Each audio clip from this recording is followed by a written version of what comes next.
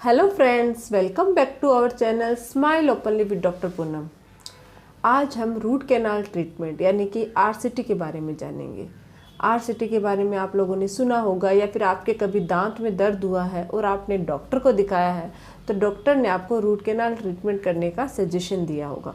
उस टाइम दिमाग में आता है कि ये होती क्या चीज़ है, क्या इससे दांत बच सकता है, क्या कितने समय तक बच सकता है और इसमें क्या क्या प्रॉब्लम्स हो सकती है। तो आज हम डॉक्टर से रूट कैनाल ट्रीटमेंट के बारे में कुछ सवाल पूछेंगे। जो हमारा पहला सवाल होगा वो इसके बारे में ये होगा कि ये होती क्या चीज़ है, किस तरीके से किया जाता है और इससे क्या क्या फ़ायदे होते हैं। और हमारा जो सेकंड क्वेश्चन होगा वो हम लोग ये जानेंगे कि आरसीटी करवाना क्यों ज़रूरी है। क्या हम आरसीटी कराने की बजाय दांत निकलवा सकते हैं या दोनों में से कौन सी चीज़ ज़्यादा बेटर है। और तीसरा जो सवाल होगा वो ये होगा कि ऐसा क्या किया जाए कि हमें इसकी ज़रूरत ही ना पड़े, हमारे टीथ है उनको रूट कैनाल ट्रीटमेंट की ज़रूरत न पड़े, इससे बचने के क्या उपाय हैं।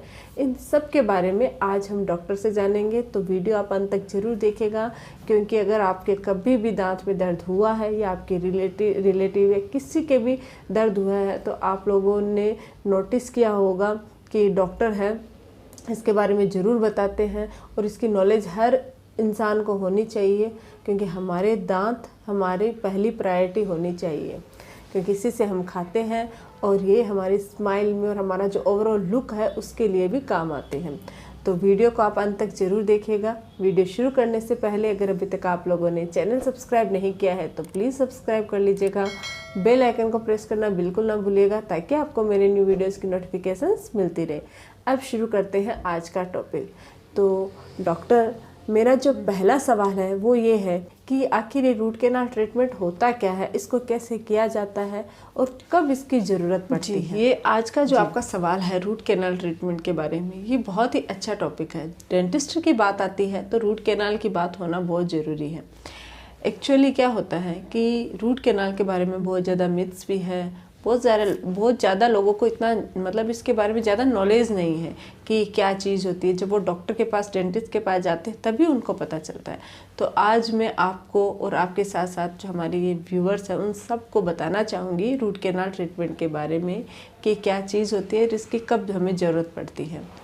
तो सबसे पहले हम रूट कैनाल को क्या है इसके बारे में जानते हैं। इसको नॉर्मली हम आरसीटी भी बोल सकते हैं। अगर आपने कभी दांत में तेज़ दर्द हुआ है और आपने डेंटिस्ट को दिखाया तो और उन्होंने ये सजेस्ट किया है कि आपको आरसीटी करवानी पड़ेगी, तो मैं सबसे पहले क्लियर कर दें, रूट कैनाल और आरसीटी एक ही चीज़ होती है। हमारा जो टूथ होता है वो 3 लेयर से बना होता है। फर्स्ट जो लेयर होती है वो होती है इनेमल, जो सबसे ऊपरी लेयर होती है, और सेकंड जो लेयर होती है वो होती है डेंटिन, जो इनेमल के नीचे होती है, और हमारी जो थर्ड लेयर होती है वो होती है पल्प, जो डेंटिन के भी नीचे होती है। जब कोई भी आपके दांत में प्रॉब्लम होती है, मान लो किसी को थोड़ी सी कैविटी लग गई है और आपने उसको ध्यान नहीं दिया है, क्योंकि पेनफुल नहीं होती है स्टार्टिंग कैविटी, लेकिन धीरे धीरे वो बढ़ती जाती है। बढ़ते बढ़ते क्या होता है, जो पहले वो इनेमल पे होती है, फिर वो अगर आपके डेंटिन तक पहुंचते हो, डेंटिन से डायरेक्ट वो हिट कर देती है पल्प तक, तब आपके सीवियर पेन हो जाता है टीथ में। जैसे ही वो पल्प के पास आएगी आपको बाइट करने में, खाने में या नॉर्मली दर्द होगा, और जब वो ज़्यादा उसको एक्सपोज कर देती है तो आपके सीवियर पेन हो जाता है। ऐसी कंडीशन में फिर आपको रूट कैनाल ट्रीटमेंट का, या फिर आपको, क्योंकि क्या होता है फीलिंग से तो दर्द रुकेगा नहीं, तो इस सिचुएशन में या तो आपका रूट कैनाल ट्रीटमेंट करके आपका दर्द को ठीक किया जाता है, या फिर अगर आप नहीं करवाना चाहते हो तो फिर उसको एक्सट्रैक्शन किया जाता है, दांत निकलवाने की एडवाइस दी जाती है कि दोनों में से दोनों ट्रीटमेंट में से कुछ भी कराओगे तभी आपके दांत का दर्द जाएगा। तो अब मैं आपको रूट कैनाल ट्रीटमेंट कैसे किया जाता है पूरा प्रोसेस बताने से पहले थोड़ी सी ये बातें बताना चाहूँगी कि किन किन कंडीशन में डेंटिस्ट आपको रूट कैनाल ट्रीटमेंट करने का सजेशन दे सकते हैं।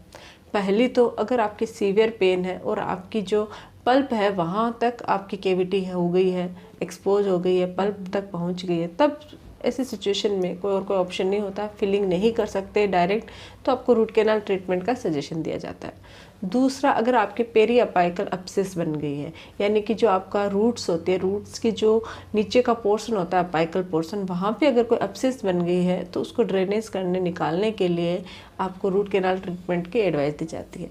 थर्ड, अगर आपके दांत बहुत ज़्यादा सेंसिटिव है, वीक हो गए हैं, सेंसिटिविटी बहुत ज़्यादा हो गई है, तो ऐसी कंडीशन में भी आपको इसका सजेशन दिया जाता है। इसके अलावा अगर क्रैक हो गया है टीथ, आपने किसी खाने की वजह से या किसी गिरने की वजह से अगर आपका टूथ क्रैक हो गया है तो इस सिचुएशन में भी आरसीटी एडवाइस की जाती है। इसके अलावा अगर आप कैप लगवाना चाहते हो, अगर आपके टीथ हैं वो वीक हो गए हैं या फिर डिस्कलरेशन है और आप उस पर कैप लगवाना चाहते हो, और अगर डायरेक्ट कैप नहीं लगा सकते सेंसिटिविटी की वजह से या छोटा टीथ होने की वजह से, तो ऐसी सिचुएशन में भी आपको आरसीटी एडवाइस की जाती है। या फिर आपका हल्की मोबिलिटी है, मोबिलिटी वाले केस में भी आपको, क्योंकि मोबिलिटी की वजह से कैविटी हो गई है और दर्द है, तो ऐसी सिचुएशन में भी आपको आरसीटी एडवाइस की जाती है। तो ये कुछ सिचुएशन है जिसमें आपको आरसीटी करने की सजेशन दिया जाता है। अब ये जानते हैं कि मान लो आपके इनमें से कोई भी प्रॉब्लम हुई है और आपको आपके डॉक्टर ने रूट कैनाल के लिए बोला है। अब आप ये जानना चाहते हो कि ये होता कैसे है, किस तरीके से किया जाता है। तो इसके लिए 2 विजिटिंग होते हैं। अगर आप चाहे तो सिंगल विजिट में भी करवा सकते हो, और चाहे तो आप नॉर्मली जो हर डेंटिस्ट परफॉर्म करता है उसमें वो 3 विजिट लेता है। अगर आपको बहुत ज़्यादा इमरजेंसी होती है तो आपको सिंगल विजिट में भी आपके कर सकते हैं, लेकिन उसमें बहुत टाइम लगता है। लेकिन पर्सनली 3 से 4 विजिट आपकी लगती ही है रूट कैनाल ट्रीटमेंट करने के लिए। अगर आपका सिंगल यानी एंटीरियर टीथ है जिसमें एक ही रूट्स हैं, उनमें आपके सिंगल विजिट फिर भी बहुत ज़्यादा पॉसिबल होती है। लेकिन अगर आपके पोस्टीरियर टीथ है जिसमें, क्योंकि पोस्टीरियर जो टीथ होते हैं मोलर्स होते हैं, जैसे अपर मोलर हो गया, उसमें क्या होएगा कि 2 से ज़्यादा रूट होती है, 3 रूट होती है किसी में, और लोअर जो मोलर होता है उसमें 2 रूट होती है, लेकिन कैनाल्स है वो 4 होती है। इस तरीके से डिवाइड की होती है। तो इन सिचुएशन में हम ज़्यादा ऑप्शन बेटर होता है कि हम 3 से 4 विजिट में करें, और अगर बहुत इमरजेंसी होता है तो सिंगल विजिट में भी हो जाता है। लेकिन ये तो रही विजिटिंग की बात। अब मैं आपको प्रोसेस बताती हूँ। जनरली जो फर्स्ट विजिट होती है उसमें क्या किया जाता है, आपको आपके जो एरिया, जिस टूथ में आपके दर्द हो रहा है उस एरिया को नम किया जाता है, एनेस्थेटाइज किया जाता है ताकि आपको दर्द ना हो। तो एनेस्थेटाइज करने के बाद आपकी कैविटी को प्रिपेयर किया जाता है, यानी कि आपकी कैनाल एसेस ओपनिंग की जाती है कि कहाँ आपकी कैनाल, कहाँ से हम एसेस कर सकते हैं, कहाँ हम फाइल डाल सकते हैं। उस एरिया को पूरा हटा दिया जाता है, पूरा कैविटेड पोर्शन हटा दिया जाता है और आपके एक होल जैसा कर दिया जाता है ताकि हम अच्छे से एसेस ओपनिंग कर सकें। फिर ओपनिंग करने के बाद जो छोटी छोटी फाइल्स होती है, आप फोटो में देखिए, इस टाइप की पतली पतली फाइल्स होती है। उन फाइल्स के थ्रू आपके दांतों के अंदर जो कैनाल्स होती है रूट्स के अंदर, उन कैनाल्स के अंदर ये डाली जाती है और उसको अच्छे से क्लीन किया जाता है। पहले क्या होता है कि जो पल्प का जो इन्फेक्टेड पोर्शन होता है उसको फर्स्ट विजिट में हटा दिया जाता है, क्लीन किया जाता है। ये तो हम फर्स्ट विजिट की बात कर रहे हैं। फिर आपके टूथ को पैक कर दिया जाएगा, और कुछ डॉक्टर है वो कुछ अपने मेडिसिन वगैरह अंदर डालते हैं, उसके बाद उसको पैक कर देते हैं। अब जो नेक्स्ट विजिट होती है वो 2 to 3 डेज़ के बाद होती है। तो जब सेकेंड विजिट होती है तो उसके अंदर क्या होता है, आपके कैनाल्स की बीएमपी की जाती है। बीएमपी का मतलब हो बायोमैकेनिकल प्रिपरेशन, यानी कि आपके दांतों की जो कैनाल्स होती है रूट्स के अंदर, उन कैनाल्स को अच्छे से क्लीन किया जाता है, प्रिपेयर किया जाता है ताकि हम इसमें अच्छे से फिलिंग कर सके। क्योंकि पल्प तो इन्फेक्टेड थी, वो तो हमने फर्स्ट विजिट में निकाल दी, लेकिन सेकेंड विजिट में थोड़ा बहुत इन्फेक्टेड पोर्शन और है वो निकाल दिया जाता है, और साथ ही उसमें क्लीनिंग की जाती है और एक शेप दी जाती है ताकि जो हम बाद में फिलिंग डालें वो अच्छे से इसमें फिट हो जाए।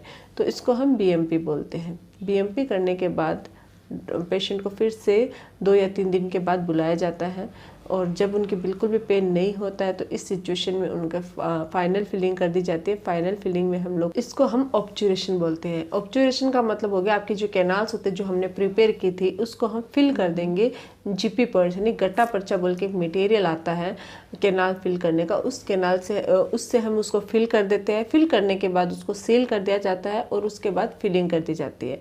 और उसके बाद आपको कैप के लिए, अगर आपको टूथ ज़रूरी है कि बहुत ज़्यादा डैमेज है तो कैप एडवाइस की जाती है। मोस्टली रूट कैनाल के बाद कैप एडवाइस की जाती है, तो कैप के लिए प्रिपेयर करके कैप भी उसमें लगा दी जाती है। ये इसका पूरा प्रोसेस होता है, किस तरीके से किया जाता है। तो ये हमने जाना कि रूट कैनाल ट्रीटमेंट क्या होता है और किस तरीके से किया जाता है। आई होप कि आपको समझ में आया होगा। Okay doctor, thank you so much RCT के बारे में इतना अच्छे से बताने के लिए। अब मेरा जो दूसरा ये सवाल है कि बहुत बार ऐसे हमने सुना है कि मतलब रूट कैनाल थोड़ा सा पेनफुल होता है या उसमें 3 से 4 बार आना पड़ता है। तो क्या हम रूट कैनाल ट्रीटमेंट करवाने के बजाय दांत नहीं निकलवा सकते क्या? एक बार में ही दांत निकल गया तो एक बार में ही दर्द ठीक हो जाएगा और इतने ज़्यादा खर्चा करने की भी ज़रूरत नहीं पड़ेगी, क्योंकि रूट कैनाल दांत निकालने से महंगा भी होता है। तो इन दोनों में से क्या बेटर ऑप्शन है? जी बिल्कुल भी नहीं। अगर आप ये सोच रहे हो कि रूट कैनाल ज़्यादा महंगा पड़ता है और एक्सट्रैक्शन सस्ता, तो ऐसा बिल्कुल भी नहीं होता। ये एक बहुत बड़ी मिथ है। एक्चुअली क्या होता है, मैं आपको एक बात क्लियर कर देना चाहूँगी कि रूट कैनाल जो ट्रीटमेंट होता है वो स्टार्ट में आपको महंगा ज़रूर लग सकता है, लेकिन रियलिटी ये है कि वो एक्सट्रैक्शन से ज़्यादा कम सस्ता पड़ता है। कैसे पड़ता है ये बताना चाहूँगी। क्या होता है कि अगर आपने एक्सट्रैक्शन करवाया तो आपका टीथ है वो रिमूव हुआ। टीथ रिमूव होने के जो मान लो एक टूथ है, आपका वो टूथ रिमूव कर दिया गया है, लेकिन क्या आप बिना टूथ रह सकते हो? आपको खाना भी तो खाना होगा, तो उसकी जगह फिर आपको नया टूथ लगाना होगा। तो जब आप नया टूथ लगाते हो तो आपको, अगर आप इम्प्लांट लगाना चाहोगे तो वो तो और एक्सपेंसिव होता है। अगर आप चाहोगे कि ब्रिज लगे जिससे आपके फिक्स टीथ लग जाए, तो आपको पास वाले दोनों टीथ को कटिंग करके और उनके ऊपर केप लगानी पड़ेगी और वहाँ पे टूथ लगाना पड़ेगा, तो उससे पूरा ब्रिज लगेगा। ब्रिज भी एक्सपेंसिव होता है more than root canal treatment.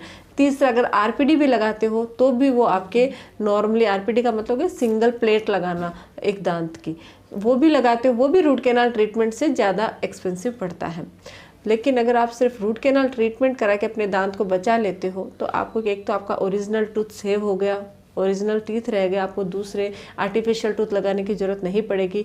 दूसरा, आपके ज़्यादा से ज़्यादा आपका जो खर्च है वो 1500 से लेके 5000 के बीच में आता है। वो डिपेंड करता है कि आप कहाँ से, किस जगह से बिलोंग करते हो, कौन सा टूथ है। लेकिन इसके अंदर यानी 2000, 2500, 3000 के अंदर आरसीटी हो जाती है किसी भी क्लिनिक में। बहुत ज़्यादा अगर आप जाना चाहते हो एक्सपेंसिव क्लिनिक में तो 5000 के अंडर हो जाते हैं, इससे ज़्यादा खर्चा नहीं आता है। लेकिन अगर आप आर्टिफिशियल टूथ लगाओगे तो उसमें बहुत ज़्यादा खर्चा आता है, इसलिए रूट कैनाल ज़्यादा बेटर रहती है एक्सट्रैक्शन से। तो आई होप आपको समझ में आया होगा। डॉक्टर ने बहुत अच्छे से समझाया कि रूट कैनाल ज़्यादा बेटर है या फिर एक्सट्रैक्शन ज़्यादा बेटर है। अब मुझे लगता है कि मेरे तो क्लियर हो गया है, साथ ही हमारे जो व्यूअर्स हैं उनको भी समझ में आ गया होगा। अब मेरा जो तीसरा सवाल ये है कि ऐसा क्या किया जाए कि हमें इसकी नौबत ही ना आए, हमें कभी भी रूट कैनाल ट्रीटमेंट नहीं करना पड़े। इससे बचने के जो उपाय है वो हमें थोड़ा सा बता दीजिए आप। ये तो बहुत ही अच्छी चीज़ होती है कि अगर आप पहले ही इसको रोक सको तो न तो आपको रूट कैनाल की ज़रूरत पड़ेगी और न ही आपको एक्सट्रैक्शन करवाने की ज़रूरत पड़ेगी और न ही कोई बड़ा डेंटल ट्रीटमेंट करवाने की, अगर आप कुछ चीज़ों का ध्यान रखते हो। तो मैं आपको आरसीटी से बचने के कुछ उपाय बताने जा रही हूँ।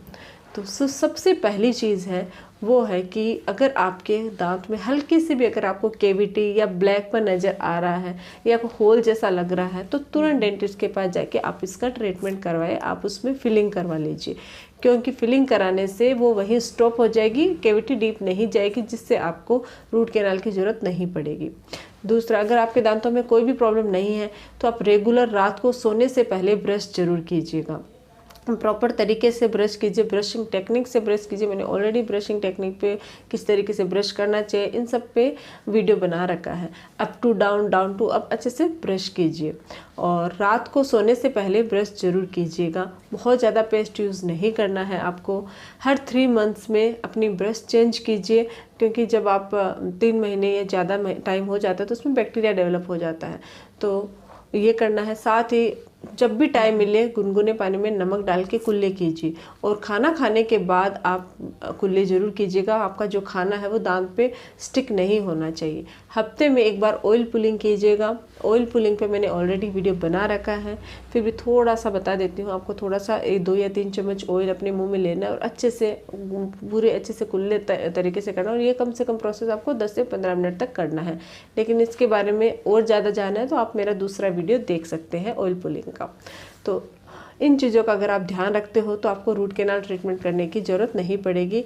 साथ ही हर 3 या 6 मंथ्स में एक बार डेंटल विजिट कीजिएगा, ताकि अगर आपके कोई भी ऐसी पॉसिबिलिटी है कि आगे जाके आपका दांत खराब हो सकता है तो डेंटिस्ट वहीं स्टॉप कर देंगे। तो आई होप कि आप लोगों को आपको आपके सवालों के जवाब मिल गए होंगे। Thank you so much doctor, आपने बहुत अच्छे से ये समझाया कि रूट कैनाल से कैसे बचा जा सकता है। यानी कि आपने पूरा हमें रूट कैनाल ट्रीटमेंट का प्रोसीजर, बचने के उपाय, कब जरूरी है, सब चीज़ें हमें बहुत अच्छे से समझाई। मेरे को तो बहुत अच्छे से समझ में आई है। आई होप कि हमारे जो ये व्यूअर्स हैं इनको भी समझ में आ गया होगा कि रूट कैनाल ट्रीटमेंट क्यों ज़रूरी है, कितना ज़रूरी है, किन केसेस में रूट कैनाल करना चाहिए। को ये बात क्लियर ज़रूर हो गई होगी। जो लोग इस कंफ्यूजन में है कि उनको एक्सट्रैक्शन करवा लेना चाहिए रूट कैनाल की बजाय दांत निकलवा लो, तो उन लोगों को ये चीज़ समझ में आ गई होगी कि रूट कैनाल और एक्सट्रैक्शन में से क्या ज़्यादा बेटर है।